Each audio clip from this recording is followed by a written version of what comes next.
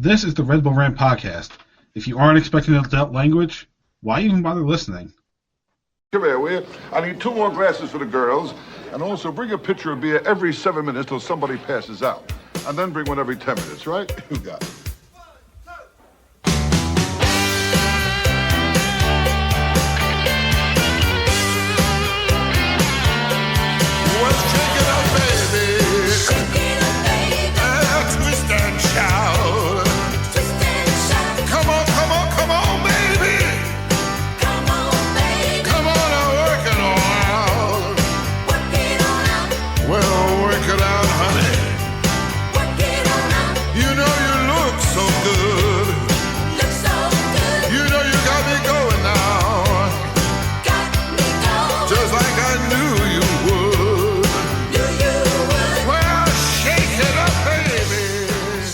Welcome, my friends, to the show, my friends. This is the Red Bull Rant podcast. I'm your host, Jason Iapicco. And I'm Truman, and this is episode 463, Bad Week to be a Canadian. Bad day to be a United States. Oh, boy. Oh, boy. For multiple reasons. Last week, well, no, I guess last week going to this week, if you're a Canadian, it was bad, and then today you're just saying a whole lot of crap. A whole lot of crap for the United States. It's fine. I think it's still going right now too. The crap is still going. I mean, that the second heaping started at 9. I'm pretty sure. Yeah, that's another podcast. We'll do that after this podcast. The will never be recorded political podcast. Correct. Who did not have a bad week was Frankie Amaya. Is leaving the Red Bulls, but he left on a high note with a 3-0 victory over Toronto, which extended the Red Bulls' winning streak when faced with a weather delay / delay in general. And I'm including the Miami game in that. That's not a weather delay. That was a different delay. Yeah. All right. So before we give our thoughts, I don't think there's any voicemails. Do you have tweets for this week? Yep, just the one from our friend Steven Santos. He said, nice win, but didn't leave Red Bull Arena parking lot until 11:45, but worth it for 3 goals and fireworks. A lot of fireworks. I saw fireworks that night. I was at a baseball game, so lots of fireworks going on that night. I'll hopefully be fireworks this Saturday, too. But boom. Weather does not look great down here. No, it's again, it's playing in the Red Bulls' favor of another rainy Saturday night, I believe. Let's find out, because I was actually curious about that. Yeah. Get your fun in during the day. I think Paris, New Jersey. I guess I didn't do it correctly on the weather.com website. So it looks like Saturday night, rain showers in the evening, thunderstorms overnight. Yep. So not looking great. No. Let's get back to what did look great, shall we? Yeah. It's nice when we actually score goals. And we got to play a new intro, which we've been dying to do, that we've been talking about for probably over a month. Yeah. We couldn't do it on the last episode because it was up and down week. Yep. But now this is legit. Legit. There you go. The first time we can officially do the new. But I guess it would have been like the second time, but we just couldn't. We didn't record the first time we could have done it. Right. Bonus points if anybody knows what that movie is. Yeah, that's from. For the love of God, someone who listens to this better tweet us immediately what that's from. Yeah. All right. Likes and dislikes. Truman, you go first. What do you dislike the most about the match against Toronto? See, what people don't see is that I have my hand on my face trying to think about the match. I can't get mad. I guess the weather delay. That's the only thing. Because I actually so I was out at a baseball game. We were in a luxury suite at a minor league ballpark, so I was able to put the game on my phone. So there's my bad thing is that if the game went your standard 90 minutes and halftime, I would have been able to watch the whole thing from the suite. But instead, I had to listen to the second half on Apple TV driving home. So I can only listen to what was going on and then watch the second half highlights. Actually see the highlights when I got home. So that's it. That's as mad as I can get, I guess. So you're just like, it's the fact that because of the delay, you could not watch it. Correct. Delay great for Red Bulls. Delay not great for me. I'll go with the weather delay, and I'm going to talk more about how stuff gets communicated, and I'm assuming the calls are not in the Red Bull's hands when it comes to weather delays. But how is the social guy not being told what's going on, and he should be relaying that to everybody else? Mm-hmm. Because nobody knew for an hour when the game was going to start, and all of a sudden it's like, oh, player's coming back. You got 10 minutes to get to your seat. Yeah, it's a little weird. That was a little strange. Yeah. But this is the fact that the weather delay causes this. And that it's not dog night, so I couldn't put out a tweet about what the dog names we're going to come up with this time. Right. Likes. There's a lot to like. Actually, you know what? Hold on. I'm going to go back for this. Frankie Amaya didn't get a proper send-off when he got subbed out because of the weather delay. There you go. Because he deserved a better send-off when he got pulled from the game. And it's only because the weather delay sent people home, and that's why he didn't get it. But the like is that he got a win in his final match. Yep. We'll talk. You want to talk a little bit more about him briefly in dump? We'll talk about the game now. Dumping ground. We'll touch back on his move. Yeah. My like. There is a ton to like. Manuel's goal was great. Yengar's first goal was great, but I go back and look at Cameron Harper's goal to make it 3. That was a cheeky goal. I think when you first see it, it looks kind of weak on the goalie. But the way he comes down, he cuts back. It's a really nice curve that goes through another defender's legs, which I absolutely fucking love. And then to a spot where the goalie had no chance to get it on the other side of the net. It's like this beautiful curved shot on the ground. So it's not like an air curve. It's just a really nice curve in to the opposite side of the net. And a great moment to just absolutely put the finishing touches on another beatdown of Toronto at home. I was going to say, when they're playing at home, I always listen to the Red Bull radio broadcast. I feel like 90% of the time we get TV crew that favors the other team. Mm-hmm. I don't know if that was the case with this one. I just prefer the Red Bull radio guys. I wish I could listen to them all season long. I don't know the name of the play-by-play guy for Apple TV. So I've noticed that he does a ton of the Red Bull games because I hear his voice. It's the English guy, right? Yes. And I will say this about him. I think they do a fine call of the game. But anytime a player gets close to the net or is about to take a shot, he loves to stretch out the last name. He'll say Manuel or Harper or whoever it is, hoping the ball goes in the net, and then he get pumped. But next time he announces the game, I want you guys to pay attention to the way he calls that play when someone's about to take a shot on net. It's hilarious. I mean, that's better than the guys who try to over pronunciate the Spanish names. Yeah. But anyway, Steve Jolly, who's the color commentator for Rebels Radio, he consistently says, just put the shots on target. If nothing else, put it on target. At minimum, you make the keeper make a save. Mm-hmm. Maybe you get lucky and he can't handle the ball. You get a second opportunity, or maybe you get even more lucky and you actually score. And that was the praise he had for Harper's third goal, and I completely agree. All Harper did was make sure that shot hit target. Yep. All you had to do, and look what happened. He scores. Didn't have to be fancy. Just making sure it gets on target. And if there was a save on that play, it was not going to be held. It would have gave a second opportunity to somebody.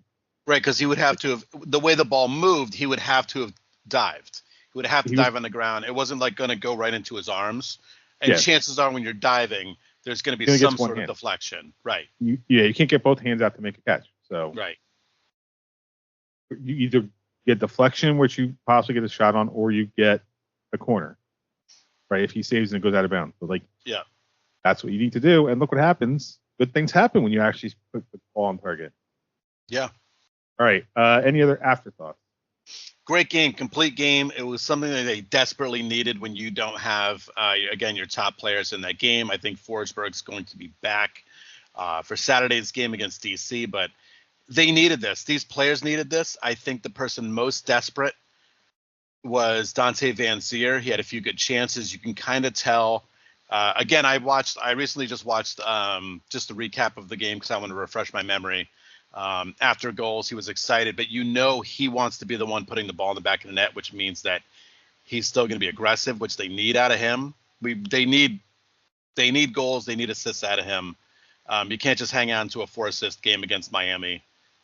But I think he's still playing well. I think he's still creative. And God, Elias Manuel needed that goal, didn't he? He really needed that goal.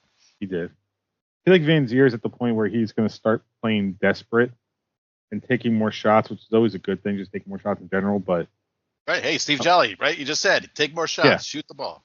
Yeah. What I will say though is, as much as Van Zier is, I think, clearly frustrated with his finishing, he is not slouching and trying to create chances, because there were a few times where he made chances where probably one wouldn't have existed. So as much as he's not scoring, like you said, he's still involved. He's still doing things. Yep. Hopefully translates into goals and assists, because that's what we need. He's not just a lost forward out there, right, waiting for the ball to get to his feet. Yeah. For the perfect shot, and that's the kind of guys they need. Well, that's because this system, the version of the system we have now, plays better for a guy like him. Right? Under Struber, it was like, we're going to put you up top and you got to do everything. Right. We're not going to give you any help, no other forward on your side or whatever. Going to make it all to you. We just got to put in the box. Well, that's great, but when you have shitty service coming in, he gets left out in the dark basically and can't do anything. Yeah. But in this version of the system, they want him and whoever his counterpart is to kind of trade roles. They don't want one person to always be a target and one person to always be a creator. They want them to move around and do different things depending on the situation, and I think that plays well for Van Zier because of the fact that he does have creativity. Just he's not I'm going to have the ball at my feet and get around you creativity. It's I'm going to just find a small little opening and make the pass creativity. Mm-hmm. Then every once in a while I may be on the end of one, but that's the play style he seems to have, and if they can actually get that going on a consistent basis, I think we'll be much better off. It's the consistency is what they need out of these guys, him and Manuel. Now, obviously, when Morgan comes back and Forsberg's in the lineup, it changes again. But this is a game where they proved that it works against, I know, not a great Toronto team, but they were bunkering. So yeah, yep. So I mean, but they were able to break through. Manuel gets that goal. They need more out of these guys, because these are going to, I think, probably Manuel goes back to the bench role when everyone comes back, and they're going to need that in the late stages of games when they are trailing or are tied and need a win. Corey Burke, I think, is kind of an enigma this season. Talking about forward. Yeah, I mean, he's now going to be the fifth guy, the fourth guy, the fifth guy. You know what I'm saying? He's a right. You haven't seen a lot of him because he's just not going to get the minutes, but injuries happen throughout this season, as we know. So he's just got to be ready. Even when he's been in, he hasn't really been. No, he hasn't been gangbusters, right? But I mean, he doesn't get a lot of play. He doesn't get a lot of time, so it's hard to come in a few minutes in a game and really have an impact. Yeah, I don't know. Hopefully they find a better role for him, because if they're gonna carry the forward, you got to use him. Right. All right. Moving on. Prediction standings, we both got 1 point because we both predicted wins. And I will admit, I was hesitating. I was really concerned at 2-0 that it was going to be 2-1 at some point, because that would have been my fucking luck. So, but we each got 1 point. So Truman's still in first with 12. I'm in second with 10 points. So next game for the Red Bulls is this Saturday, June 29th, 7:30 p.m. They will host BC United. I know we kind of just played them, but it feels like it's been forever since we played them. We played them right before New York City. This is it for the year, or at least for the regular season. I know it feels like it's forever ago at this point, but I know it's only like a month. Just which situation? Yeah, I'm like, wow, going right back in the schedule. I'm like, yep, sure it was not that long ago. Yeah, it's just there's been a lot of games because of the midweek and all that shit. So yep. DC United comes into this one with a record of 4-7-9, 19 points, 13th in the Eastern Conference, minus 11 goal difference. One notable exception will be Benteke. He will be missing for this one. I believe a yellow card accumulation is going to keep him out. So, good news for us. Bad news for us, I think Daniel Edelman's out on accumulation. Yes, yeah, he did. Right. I was trying to think who picked up the yellow in that game, and it was him. You're right. Which, if Forsberg is back, might be okay because, although with Maya gone, it's not necessarily. We'll see. So predictions, Truman, you can go first. What do you think is going to happen on Saturday? Again, it's DC. Is there any reason why you wouldn't predict a win in this game? They blew them out of the water in DC. It's tough to kind of repeat a performance like that, but I mean, they again, I think Forsberg's back and healthy in this game. I mean, that's everything that I've read so far. So he should be in this match. You're home. A big game the following week is in Chester. So this is the game you really want to win. You need those 3 points. I think they're going to play like they need those 3 points. And I'm going to say a 3-1 win. Yeah, you got to take care of business at home. We're at, 9 now unbeaten? If this is the fortress we want it to be, harking back to the language used in 2010, like, these are the games you win. They got against Toronto. I'm hoping they'll continue against DC. And I'm going to go with a repeat 3-0 win. Okay. Which of course means I'll be right until like the 89th minute and you'll get a goal. Correct. That is correct. That's probably exactly what's going to happen. Because why not? All right. Gotham FC, unfortunately, their unbeaten streak is now over. They lost their last match 2-0 to Washington Spirit. That puts their record at 8-3-2, 27 points, +4 goal difference, number 4 in the NWSL. They'll have a chance to start a new streak on Sunday, June 30th, 1 p.m. against the Seattle Reign. Red Bulls 2 took care of business at Philly 2 last weekend, 4-1 victory. That puts their record at 6-3-6, 23 points, -4 goal difference. Jumped from number 7 to number 5 in the Eastern Conference. So I don't know what. I can't imagine how close everything was. They jumped 2 spots. Their next match is on Sunday, June 30th, 7 p.m., where they will host Columbus Crew number 2. Columbus Crew number 2. Yeah. All right. With that, it is time for the F1 update. And box now, box for hard. Stay out. Fuck! Why not tire? I feel like this was a good one for this week, honestly. Yes. Hey, great race. Good race. Max wins again. Checo is falling off a cliff at this point. He's qualifying, though, because he jumped 3 spots in the race. I know. But Max did what he had to do. Great start to that race. That was a great start with George Russell, like, coming out of nowhere. Yeah, jumping in front of both Lando and Max. But it's one of those races where it's a Red Bull race. Once Max once he gets into the lead, they know how to pit. That's the biggest thing at that point is tire conservation and when to pit. And it was great for him from then. And Lando Norris is a fucking blast to watch. I love watching this guy now. I love seeing Zach Brown get excited for his driver. And I mean, Hamilton got on the podium for the first time in, was it like a year or so they were talking? It's been a long time. Wasn't it at this race like 2 years ago, I thought? Yep. So it was really funny if you watched qualifying and they interviewed him after qualifying. And he said it was really good to get, and he goes into one of the top 3 spots. Like he stopped himself from saying podium and he predicted it. He actually got onto the podium. So that was a great race to watch. And up next, I believe we are in Austria. Yep, the Red Bull Ring. Yep. So we have the 3 races in a row, Red Bull Ring. You don't have to ask if Mac's going to be pumped up for this race because it's the home race. So he's definitely going to be fired up for this one. Which apparently they're changing the curbs on certain turns. Mm-hmm. Try to reduce the track limits. So it'll be interesting to see how that works. Oh, yeah, because last year was a complete disaster with those. Oh, yeah. Complete disaster. How could I forget? So, right, for those who don't watch, basically you got to keep your car inside the line. Otherwise, it's, bad. Yeah, qualifying, right. If you go outside too many times, they just say the lap doesn't count. If you go outside really once, fucks you over. Yeah, then you're fucked. You go too many times during the race, you start getting penalties, and that's a whole other thing. But what they did was they repainted some of the curbs. They painted like the bottom part black to match the asphalt. They made the white line thinner, put a blue line in between that and then the rest of the painted part of the curb. There's a very clear distinction between where the white line ends. Mm-hmm.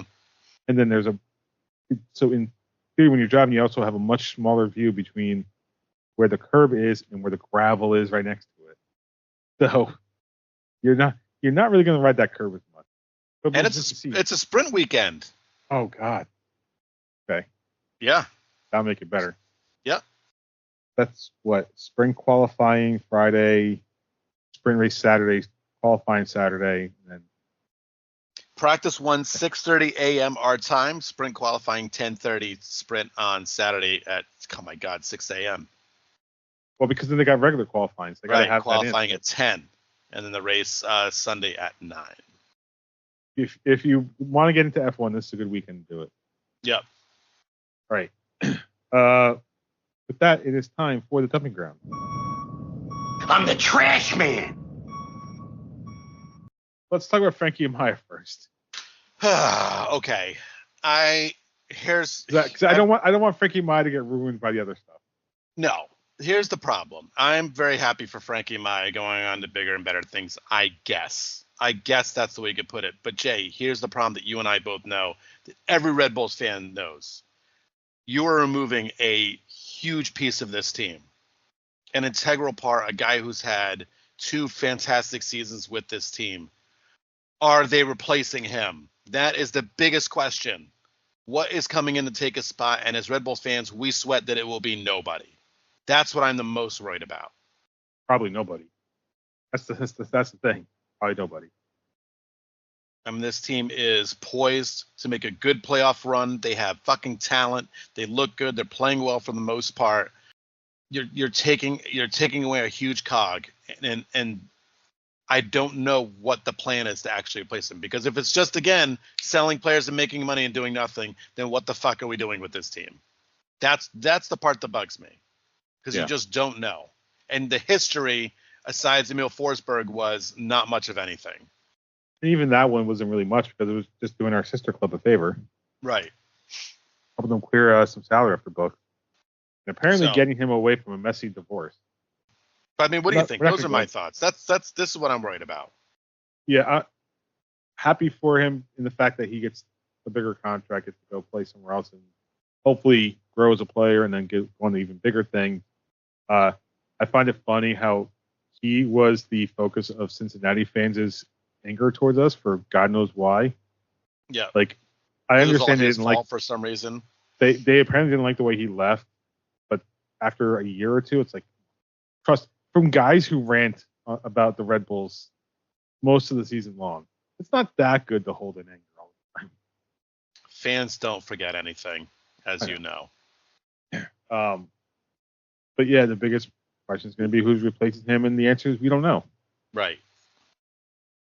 And there's no rumors. There's nothing. We're just going to sit here, I guess, in the summer and see if anything happens. And I was wondering, it was curious why he played on Saturday, right? Because the transfer was nailed down before Saturday. I mean, that can be part of it. Hey, we need him for this last game because we're kind of down a couple players. So, well, my wife had asked me why he was still playing, and I looked it up, and it was, I think the Liga MX's transfer window didn't open until Sunday or Monday or whatever it was. Like this week it opened up. Like they officially couldn't do the transfer. Either way, he was still technically with the team. Right. But I guess instead of holding him out, which is like tradition, they hold the player out so he doesn't get hurt. I guess they decided to just do it anyway. I'm going to read off the midfielders on this team that are left. Tell me who you think takes his spot. I'm going to leave off the people I know are like lock-in starters. Right. So that leaves starters aside Wiki Carmona, Bento Estrella, Daniel Edelman, Peter Stroud, and Ronald Duncor, who I'm pretty sure is hurt at the moment. Stroud is hurt. Okay, Stroud's hurt, so that leaves 3. I Pomona, guess Estrella, and Edelman, right? Edelman and Wiki between the two of Well, them. I mean, Winkle. I guess so. I mean, Edelman's been playing, right? So, Yep.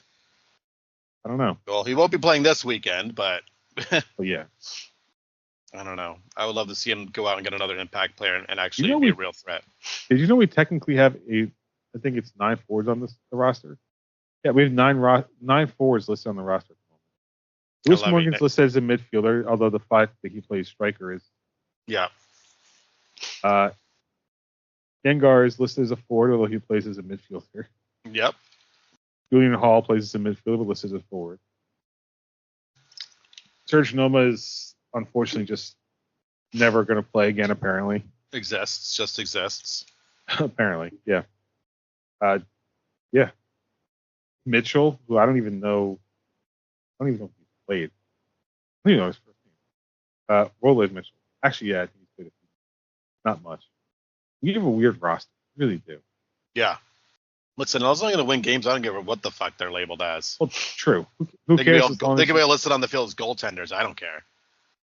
As long as the ball goes in the net and we get 3 points, that's all that really matters in the end. Yeah. All right. U.S. men's team. So, good news is they beat Bolivia. Bad news is they lost to Panama. What a terrible display that was. Terrible. The red card, 15 minutes in? 18. Okay, going ahead, immediately giving up an equalizer, and then 4 minutes later, giving up the game-tying goal. Yeah, right. They gave up the equalizer, right, minutes later, and then just hanging on for dear life until it was just too much at the end. 82nd minute, I looked. 82nd minute, I said there's no way they're going to last for 10 plus minutes, and then less than a minute later, they gave up the goal. Yeah, awful. So Timothy Weah, I don't know why you decided to punch somebody. I don't either. What the fuck are you doing? I can't even think emotion built up at that point to get that mad. The only thing I could see is what happened to Matt Turner, but that wouldn't have been a defender that did it. Right. That was inexcusable. And I don't think he got blamed for it, at least on the Fox feed. But Horvath, come on, during that 30 seconds before the goal, you had the perfect opportunity to come out of the box and catch a cross that nobody was around. Mm-hmm. And if you had done that, the goal doesn't happen. I mean, come on. You gotta do what you have to do to stop them from scoring. He's not the reason we lost. It's just no. The reason we lost was Way punching a guy. And we were in our little group chat. I remember Pat and I talking about it doesn't look like a team that's going to really rally around and have some miracle win come Monday. I just don't feel it at all. What we need to happen is for us to draw and Bolivia to win. That's what we need, I think. Yeah, oof. Because Bolivia is right now. Hold on. Bolivia is down 2-0 in the 51st minute against Uruguay, so they're definitely losing. Yeah. So the only thing we have against Panama is goal difference. Panama wins and we don't. It's over. We're out. Right. It's done. It's toast. So we need Bolivia to pull off some weird bullshit because they're not that great of a team. I don't think they're very high in the FIFA ranking. Well, right now we're not that great of a team. Right. And it's not going to get. We're not going to get any better given the friendlies we have scheduled in the fall. Right. Which, in fairness, we can't schedule people because they're doing their World Cup qualifiers. But yeah, we need them to. We need Bolivia to step up and beat Panama. So, beat Panama. I think the more likely chances come Wednesday. We'll have a coaching vacancy. I could see that. And honestly, it's one we should have had that should never have been filled by the guys there now. I mean, forget the reason why Berhalter was let go, but you don't go back to him. No, I know. It wasn't. He did not have a great World Cup. We barely made it out of the group stage. Did not have any teeth at all in the round of 32. Or, right, next time it's gonna be round of 32. I think now I know these players want to go where they can make a lot of money. That is what they should do as professional athletes, is make as much money as possible. But all of these guys, everybody on this team needs to be starting games and playing regular minutes at the clubs that they're at. I don't want to see any of these guys sitting on the fucking bench at some big club because some big club wanted them and now they're just going to ride the pine. All of these guys need to be playing. Have to be playing. I know we make fun of like Landon Donovan and Clint Dempsey, in MLS and everything. But listen, those guys played on the fucking Galaxy and the Sounders, and they were getting fucking minutes, and they scored goals in big national games. These kids have to be fucking playing. Have to. With any chance. Fucking embarrassing! Goddamn right, coach. They need minutes. They need to be on the field, not watching other players play. The only exception is a goalkeeper, because apparently our goalkeepers can afford it. Right, but I'm talking about forwards, midfielders, mainly. And defense. But they have to be on the field playing games. I mean, Pulisic is by far our best player, and it's because he consistent. Right, and how much time has he lost where he was not playing games for certain clubs? Not much, honestly. Because when he went to Chelsea, he was at least playing. Yeah, he just everybody. These guys need minutes. Yeah. Fuck them. Bring them all back to MLS and pay them all $1 billion. I don't care if they're all on like TFC. I don't give a shit. Do what the old NASL did and just make a men's team or the men's national team a thing for like 2 years. Right. They'll just be a club team. 2 years. Yeah. Hey, that when you play, that would be a good use of Leagues Cup, honestly. Play Mexican teams. Yep.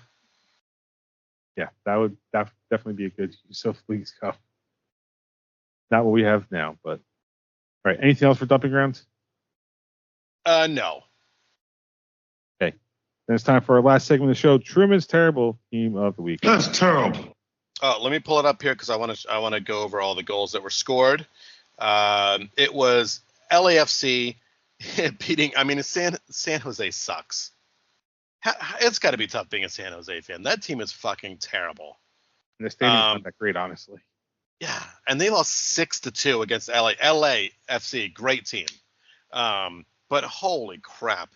15th minute, 26th minute, 33rd minute, 42nd minute, 48th minute, 87th minute. Just pure ass kicking. And how about this? Kai Kamara passed Landon Donovan, an all-time MLS goal scored. Kai Kamara, you just can't kill that guy. He just plays forever. Speaking of Landon Donovan, do you see the shot of him at the Euros with his hair? Oh, boy. Gotta mention that. Landon, it's time to do this, buddy. It's just take it off. Which didn't he used to shave it off at one point? I think so, but it's time. Yeah. The hairline's going. Just accept it. Yeah. Just call it a day, bud. If you don't know okay. what I'm looking for, just Google it. You got to see the hair on his. Well, I think he was on the sideline before one of the games. All right, is that it? One more thing, real quick, because I just saw this just now. Right here, U.S. Soccer statement. U.S. Soccer is aware of and deeply disturbed by the racist comments made online and directed at several of our men's national team players following tonight's match. There is absolutely no place in the game for such hateful and discriminatory behavior. These actions are not only unacceptable, but also contrary to the values of respect and inclusivity that we uphold as an organization. U.S. Soccer stands firmly against racism in all its forms and will continue to support our players. What fucking assholes now? I guess that'll be discussion for next week. I mean, what the actual fuck? What? So, why is anybody getting hate for that game? Or I guess it's about Weah. That's my guessing. Just, no. Don't be fucking racist. Oh, God. It's so easy not to be racist. Apparently it's not. Apparently, People just don't know how to be a good fucking person. That's it. We can move on. We'll end it on a high note. Oh, that can't be good. The first response to the fucking thing on Twitter, it's all Mexico fans, by the way. That's gonna just explain it all away. That's great. Right. Then people talking about finding Greg also, what the fuck? I know. Like that's a whole different topic for another situation, not this. Yeah. All right. We somehow need to end on a happy note. I don't want to end on racism sucks note. Oh, I will end on a happy note. Shoresy season 3 was fucking amazing. If you are not watching that show, you are a fool. One of the best shows about hockey on the planet. Go and watch it. It is super hilarious. It's awesome. I can't get enough of it. Yeah, I got to start watching it. I finally finished season 2 recently. I got to start watching season. There's some other show I started watching recently. Oh, the Orville, the Seth MacFarlane's Star Trek type show that was on Fox for 2 years and got canceled because they did that to him. Mm-hmm. That's a good show too. I don't know why it popped up recently on Hulu, but it did. So I'm gonna give it a shot. All right, let's wrap this one up. You can visit us at patreon.com/Red Bull Rant. $1 a month to get you exclusive content whenever we actually decide to do it. I want to thank our producers, Jeremiah Dempster, Steven Santos, Eddie Delecto, and Christopher Edmeck. Thank you guys for supporting the show. Email us, redbullrant@gmail.com. If you want to call us, 973-348-5329. Facebook.com/Red Bull Rant. On Twitter, @Red Bull Rant. For the show, at Dr. Stooge, myself, @The Truman for Truman. Subscribe to our show via iTunes, YouTube Music, YouTube, SoundCloud, Spotify, pretty much anywhere you can find a podcast. Last words before we get out of here. Kick their ass. There's no excuses. It's DC Hate Week. Kick their ass so I can post that funny Spider-Man meme again. That meme always makes me laugh. So I expect nothing less than a butt kicking. Get out there and win. Yep. All right. So for Truman and myself, this has been episode 463 of the Red Bull Rant. Thank you guys for tuning in. And as always, go Red Bull. See you later.